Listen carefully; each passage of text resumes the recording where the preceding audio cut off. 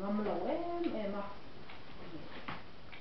thui thật ở dưới mặt ngoài những cái chỗ đó mà cái gì đó trong tay củaเราcái gì trong tay mà rồi apa alo rồi em nó tụi thì giờ này nó họ thầm thì đó hai là cái cô về là cái cũng lại nghe thì ăn rồi lấy lo lo pa mà cái rồi ở nó khá là mình khá là nhiều tụi ama hai cái này hai ai lo mà bây giờ chỉ có lại cái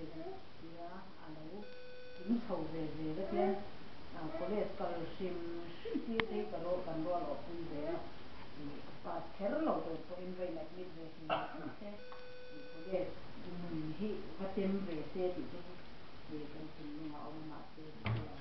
tốt cần về thì lại cho nhau cần về thì nó đẹp tắm ta in cần trong cái nó tìm tham bốc à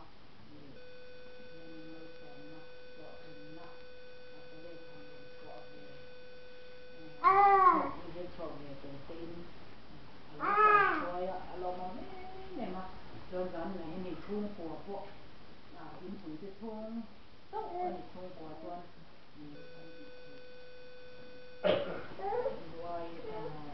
tuần tuần nó tập dựng cái thằng chính cái thung